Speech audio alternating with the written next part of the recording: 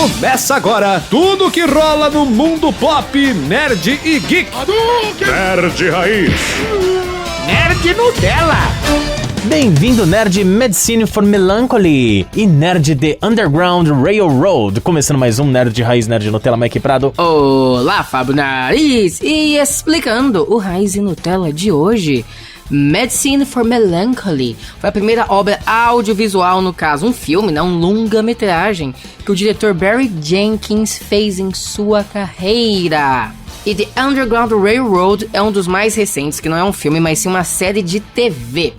E o assunto de hoje, Nariz, envolve o próximo projeto que ele pode dirigir no cinema. E pode ser um tal de Homem de Aço, um super-homão. Então, vinheta!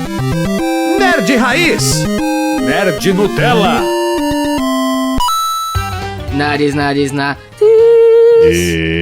Nariz, parece que o filme com o Superman negro está indo pra frente de vento em popa. Olha aí, eu tô vendo. Eu vi algumas notícias pipocando. Vamos lá, em um artigo sobre o novo Superman da DC, né?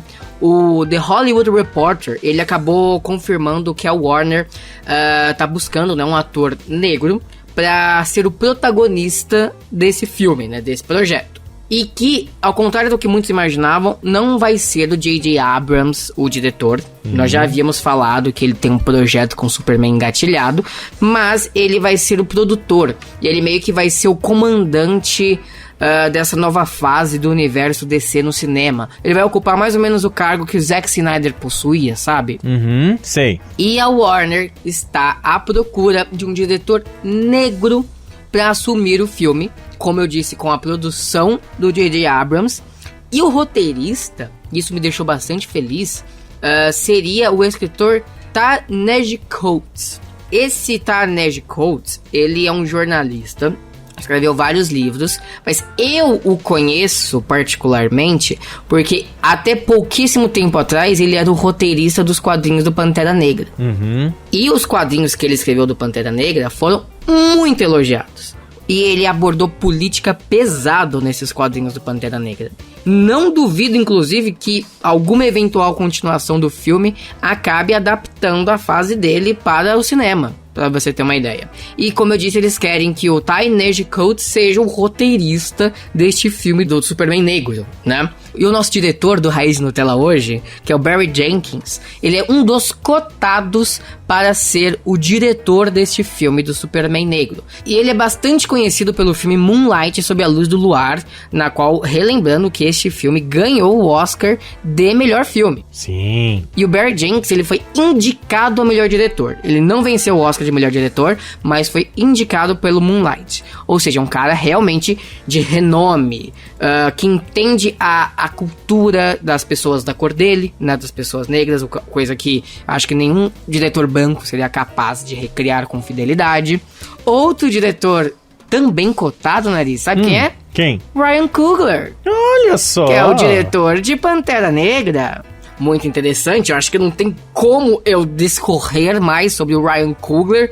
Todo mundo viu o trabalho dele em Pantera Negra. Ele foi o cara que ressuscitou a franquia Rock com Creed, que foi elogiadíssimo.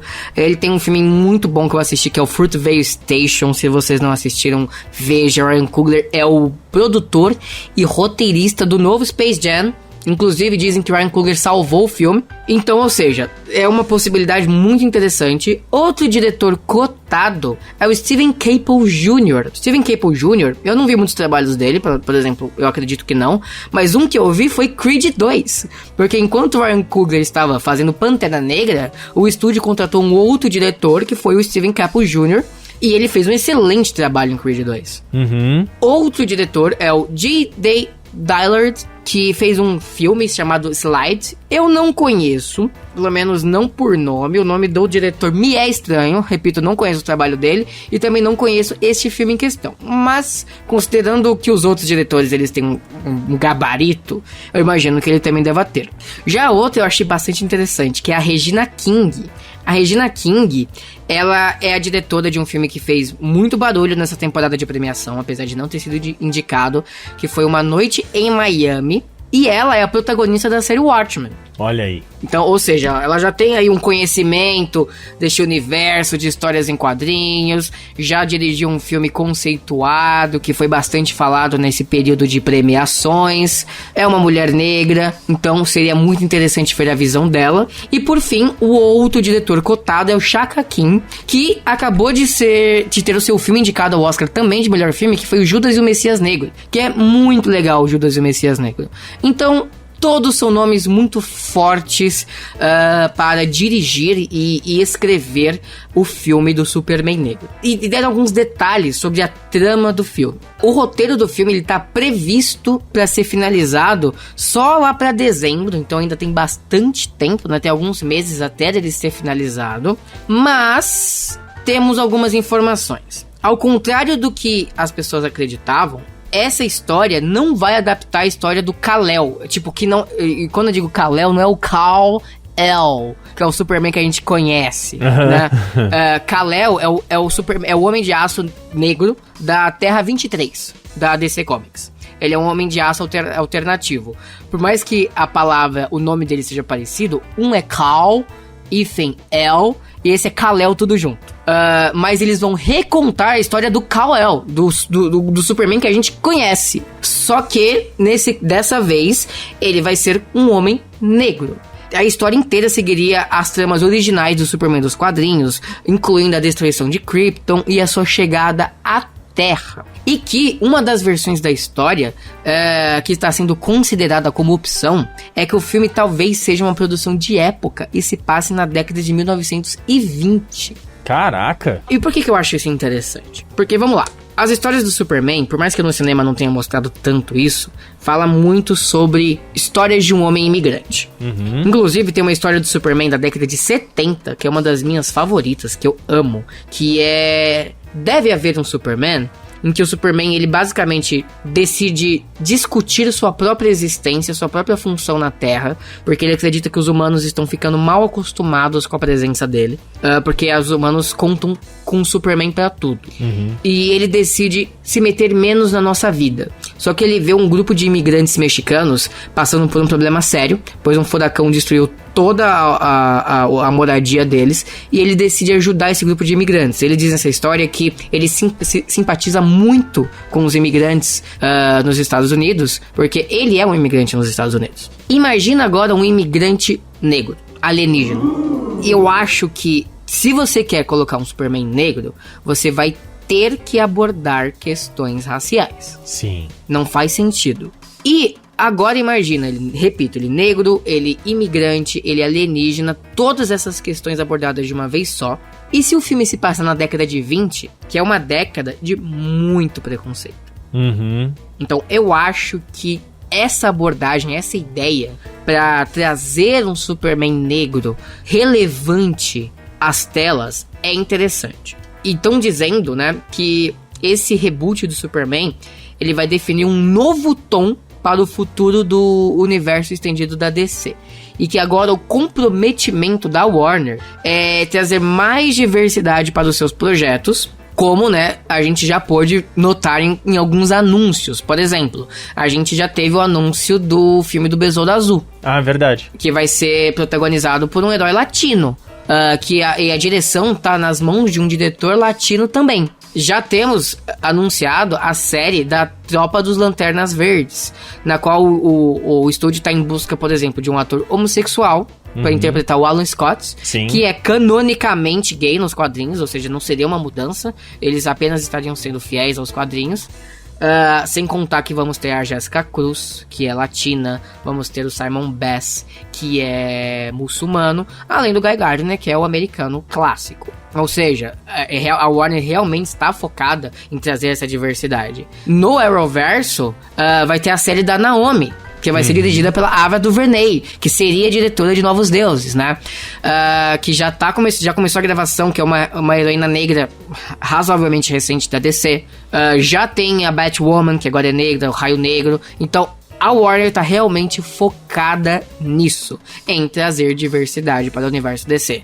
O que é legal, porque agora a Marvel também está focada nisso. Sim. Então, quanto mais diversidade, ótimo, melhor. Com certeza. Todo mundo vai ser representado de alguma forma. E Na mesma notícia, eles afirmam que o trabalho de Zack Snyder na DC está oficialmente finalizado, pelo menos até o presente momento, e que provavelmente o Restore the Snyderverse, que a galera tá levantando a hashtag, não vai dar em nada. Que ele ainda talvez tenha algumas influências no universo DC, porque ele ainda é produtor de alguns filmes, mas que a sua influência vai ser mínima. E que alguns atores escolhidos pelo Zack Snyder vão continuar no universo DC, que é o caso da Gal Gadot como Mulher Maravilha, né? O Jason Momoa como Aquaman e, claro, o Ezra Miller como Flash. E, ainda falando um pouco do Flash, o Flash vai ser um dos personagens mais importantes desse universo compartilhado da DC, porque é ele que vai introduzir o conceito de multiverso. E vai meio que deixar canônico todas essas produções da DC, tanto da TV como do cinema. Parece que o filme vai realmente estabelecer como se fossem realidades alternativas. Então, se a DC quiser alguma interação, eles podem. Parece que as únicas exceções são os filmes do Batman e do Coringa, que eles não querem mesmo que o filme novo do Batman, do Robert Pattinson e do Coringa tenha ligação com o multiverso DC. E na mesma notícia é afirmado que o J.J. Abrams parece que ele fechou um acordo de $500 milhões com a Warner lá em 2019, tendo muita influência a partir de agora no futuro do universo estendido da DC. E como eu disse, ele pode assumir essa função, né, que pertencia ao Zack Snyder. E o J.J. Abrams, além do filme do Superman, ele tá diretamente envolvido em 2 projetos da DC que já haviam sido anunciados antes, que é o Liga da Justiça Sombria, que vai trazer personagens como Constantine, Zatanna, Monstro do Pântano e etc. E o reboot do Constantine para o HBO Max. E lembrando que o J.J. Abrams foi o cara que dirigiu Star Wars, O Despertar da Força, Ascensão Skywalker, criador de Lost, ele reimaginou Star Trek, reimaginou Missão Impossível também no 3º filme. Então o cara tem gabarito aí, gente. O cara tem gabarito. Tô muito ansioso, Nariz. Por mais que eu gostaria de ver mais um filme do Superman com Henry Cavill, e eu não sei se esse filme descartaria um filme do Superman do Henry Cavill, melhor deixar claro, já que eles estão assumindo essa ideia de multiverso, talvez exista 2 Supermans no cinema. E a melhor forma de diferenciar os dois começa pela cor da pele e começa também pela época que os filmes se passam. Então seria interessante, a gente vai entender visualmente falando qual Superman é qual e qual universo ele está. Sim. Então eu ainda acho que tem como o Henry Cavill continuar com o Superman, ao mesmo tempo que esse vindouro ator negro que virá interpretar o novo Clark Kent pode continuar sendo também. Vamos ter 2 sem problemas algum. Se a Sony pode estar querendo ressuscitar o Homem-Aranha 4 com Tobey Maguire, ao mesmo tempo em que o Tom Holland é o atual e oficial Homem-Aranha, por que não 2 Superman no cinema também? Custa nada, né? Não custa nada. Vamos torcer aí pra que seja uma boa escolha, que o roteiro seja muito bem embasado, pra ninguém vir encher o saco, né? Por conta somente de cor da pele de um personagem que ele é icônico e tem tanta coisa legal que dá pra fazer, tantos assuntos importantes a serem abordados. Imagina um Superman negro, quero ver muito isso. Exatamente, Nariz, é o que você falou. Representatividade pela representatividade, se não for bem escrito, fica feio.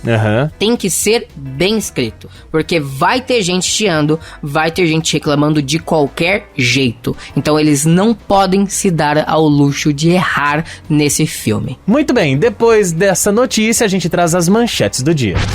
A personagem de história em quadrinhos Lady Killer ganhará uma adaptação feita pela Netflix, que será escrita por Diablo Cody, conhecida por ter vencido o Oscar de melhor roteiro pelo filme Juno, e também por ser a roteirista da adaptação de Meninas Superpoderosas. E essa adaptação de Lady Killer será estrelada por ninguém menos do que Blake Lively.